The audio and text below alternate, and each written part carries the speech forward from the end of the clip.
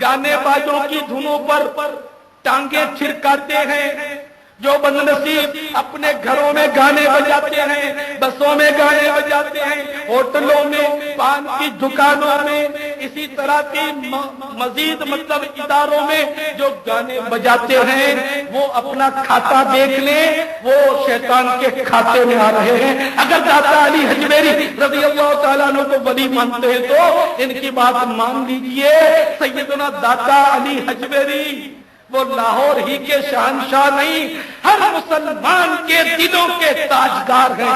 الحمدللہ صدیاں بیت گئی۔ میں ابھی آ رہا تھا اجتماع کی طرف، تو الحمدللہ اجتماع کا یہ اجتماع دیکھ کر میں نے اپنے عیسائی بھائیوں سے کہا کہ دیکھو ماشاءاللہ کتنا بڑا اجتماع ہے۔ پھر میں نے عرض کیا دیکھو کہ ہمارے داتا علی حجویری رضی اللہ تعالیٰ عنہ صدیاں بیت گئی، پردہ فرما گئے، لیکن دلوں پر اس قدر قبضہ جمایا ہوا ہے کہ اس سے زیادہ مخلوق کو وہ جمع کر لیتے ہیں۔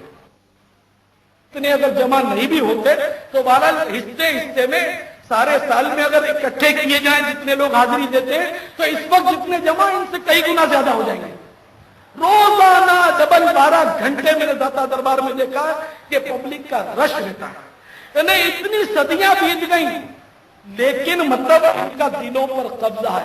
تو ایسا ولی کامل گروہ اولیاء کا سردار کہ سیدنا خواجہ غریب نواز رضی اللہ تعالیٰ عنہ نے بھی ان سے اکتساب فیض کے لیے ان کے مزار فیض الانوار کے پاس چلا کاٹا، اور آج بھی اس کی یادگار قائم ہے۔ ایسا ولی کامل گانے بازوں کو اور موسیقی کے آلات کو شیطان کی ایجاد قرار دے رہا ہے۔ اب تم کہیں دل کو شیطان کے جھانسے میں آ کر بہلا دو کہ نہیں صاحب یہ یوں ہوگا تو یوں ہوگا، تو چلیے میں آپ کو صفحہ نمبر بتا دوں، اگر یقین نہیں آتا ہے تو اردو میں کشف المحجوب جو ہے مترجم، اس کے صفحہ نمبر 740 اور 741 ان صفحوں پر یہ باتیں موجود ہیں جو میں عرض کر رہا ہوں کہ شیطان اس کا مجید گانے اور باجوں کا۔ تب آپ کی مرضی ہے، ہمیں تو قرآن نے کیا حکم دیا؟ یا ایھا الذین آمنوا اتقوا اللہ کونوا مع الصادقین، اے ایمان والو سچوں کے ساتھ رہو۔ تو اللہ کا ولی جھوٹا ہو نہیں سکتا، سچائی تو اللہ کا ولی ہوتا ہے، تو ہم تو اللہ کے ولی کے ساتھ ہیں۔ اے داتا علی حجویری، آپ نے فرما دیا کہ گانے واجے شیطان کی ایجاد ہے، ہم نے تسلیم کر لیا، اور آج سے ہم بھی ذہن بناتے ہیں کہ انشاءاللہ اب گانے باجوں سے پرہیز کیا کریں گے۔ تو بہرحال گانے باجے شیطان کی ایجاد ہے۔ تفسیرات احمدیہ کی روایت سے بھی اس کی تائید ہوتی ہے۔ سرکار نامدار مدینے کے تاجدار، رسولوں کے سالار، نبیوں کے سردار صلی اللہ علیہ وسلم نے ارشاد فرمایا، شیطان نے سب سے پہلے نوحہ کیا اور گانا بجایا۔ اب تو داتا کے بھی آقا کی بات آ گئی کہ داتا لاہور کے آقا مدینہ اور ہم سب کے بھی آقا صلی اللہ علیہ وسلم نے بھی ارشاد فرما دیا، شیطان نے سب سے پہلے نوحہ کیا اور گانا بجایا۔ باجے کی ہولناکیوں پر متعدد احادیث کریمہ وارد ہیں، چنانچہ 4 احادیث مبارکہ سنیے اور عبرت سے سر دھنیے۔ سرکار نامدار مدینے کے تاجدار، رسولوں کے سالار، نبیوں کے سردار، شہنشاہ ابرار، ہم غریبوں کے غمگسار، بے کسوں کے مددگار، سلطان بالا تبار، صاحب پسینہ خوشبودار، سردار عالی وقار، شفیع روز شمار جناب احمد مختار صلی اللہ علیہ وسلم نے ارشاد فرمایا، گانا اور لہو یعنی ہر وہ چیز جو انسان کو نیکی اور کام کی باتوں سے غفلت میں ڈالے اس کو لہو کہتے ہیں۔ تو گانا اور لہو دل میں اس طرح نفاق اگاتے ہیں جس طرح پانی سبزہ اگاتا ہے۔ قسم ہے ذات مقدسہ کی جس کی قبضہ قدرت میں میری جان ہے، بے شک قرآن اور ذکر اللہ عز و جل ضرور دل میں اس طرح ایمان اگاتے ہیں جس طرح پانی سبز گھاس اگاتا ہے۔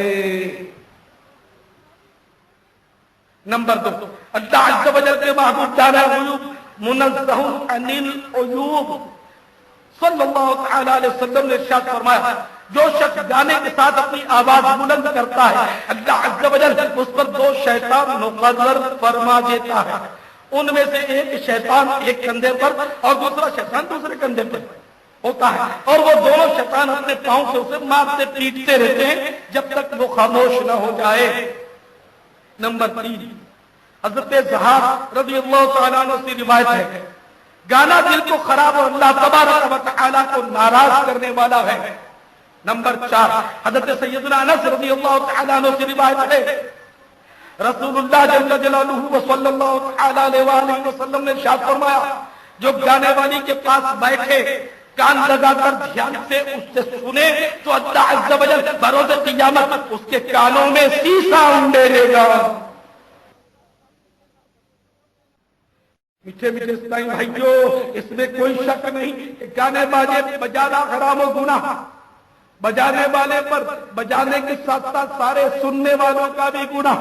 مثلا ہوٹل یا پان کی دکان یا بس میں یا شادی کے فنکشن میں گانے بج رہے ہیں اور 100 افراد سن رہے ہیں تو سننے والوں کا اپنا اپنا گناہ تو ہو ہی رہا ہے مگر بجانے والے کو خود اپنے گناہ کے ساتھ ساتھ مزید 100 افراد کے سننے کا بھی گناہ مل رہا ہے. جو لوگ میوزک سینٹر یا ویڈیو سینٹر چلا رہے ہیں یا طبلے سارنگیاں اور ڈھولکیاں بیچتے ہیں یا یہ بجانے کا کام کرتے ہیں ان کو وہ سوچ سمجھ کر فیصلہ کرنے کی ضرورت ہے. سوچنا کیا تھا منفی سوچئے مدنی کے قدموں میں سر رکھ کر یہ سارے دھندے چھوڑیے. تو بہرحال جو ویڈیو سینٹر چلاتے ہیں میوزک سینٹر چلاتے ہیں وہ سوچے تو صرف ایک گانے کی کیسٹ انہوں نے بیچی تو ایک کیسٹ ہی کے بارے میں غور فرما لیں کہ نہ جانے کتنے لوگ کتنی بار اس کو سنیں گے پھر اس ایک کیسٹ سے نہ جانے مزید اتنی کیسٹیں ڈب کی جائیں گی. گناہوں کا انبار نظر آ رہا ہے مگر افسوس خوف خدا عز و جل دل سے جاتا رہا. ذرا غور تو فرمائیے ہمارے پیارے پیارے اور میٹھے میٹھے آقا صلی اللہ علیہ وسلم موسیقی سے کس قدر نفرت فرماتے ہیں. چنانچہ حضرت سیدنا نافع رضی اللہ تعالیٰ عنہ فرماتے ہیں ایک بار میں حضرت سیدنا عبداللہ ابن عمر رضی اللہ عنہ کے ساتھ ایک راستے میں تھا کہ آپ نے باجے کی آواز سنی تو اپنی دونوں انگلیاں اپنے دونوں کانوں میں لگا لی اور اس راستے سے دوسری طرف ہٹ گئی. پھر دور جانے کے بعد مجھ سے فرمایا اے نافع رضی اللہ تعالیٰ عنہ کیا تم کچھ سن رہے ہو؟ میں نے عرض کیا نہیں. تب آپ رضی اللہ تعالیٰ عنہ نے اپنی انگلیاں اپنے کانوں سے ہٹائیں اور فرمایا میں رسول اللہ عز و جل و صلی اللہ علیہ وآلہ وسلم کے ساتھ تھا. آپ نے بانسری کی آواز سنی تو اسی طرح کیا جو میں نے کیا. حضرت سیدنا نافع رضی اللہ تعالیٰ عنہ فرماتے ہیں میں اس وقت چھوٹا سا تھا.